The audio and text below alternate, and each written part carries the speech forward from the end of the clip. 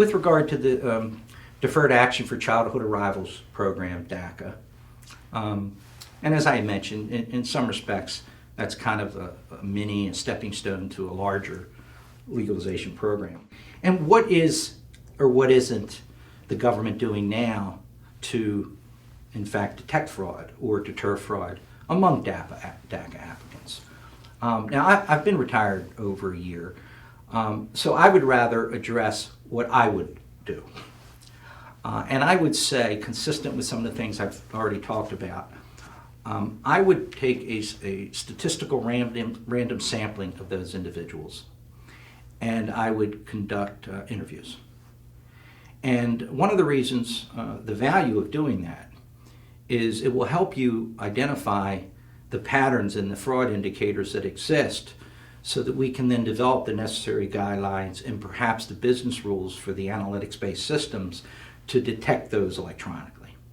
And this would be a great opportunity to do this and learn from it now before a major immigration reform legalization or amnesty program is passed, where we will go from just perhaps a couple 100,000 or more to perhaps 8 to 11 million. So it's a great time to experiment. So I would really experiment on doing the interviews and collecting as much information as we can to identify fraud indicators and patterns. And I would take the information we have and develop some partnerships with the private sector. So I would leverage public and private sector partnerships. Now, what would I do there?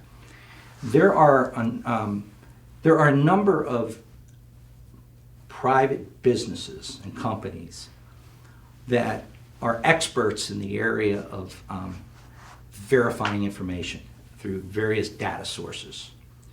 So I would experiment, again, partner with some of those companies in coming up with identifying the data and the mechanism and the existing systems to bounce certain data, say among DACA applicants, so it's to be future amnesty legalization applicants, to see if there are any yellow or red flags when it comes to claiming to have been here at a certain time and have resided in these areas for a prolonged period of time, going to these schools, being in these.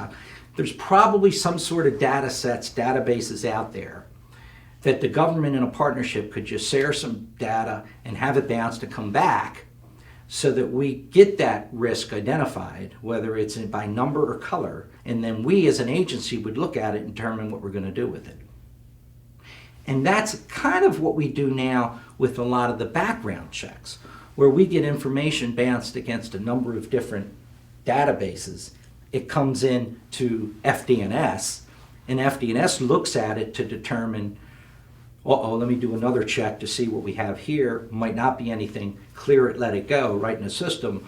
Or this looks like it could be fraud, I'm going to assign it to an FDNS officer or send it over to adjudications for an interview. Or this is a hot one, we need to work with ICE, the FBI, or conduct a criminal investigation. So there are things that can be done where the private sector does it better and can do it cheaper, and we don't have to keep building a fatter, bigger government to do things that aren't inherently governmental.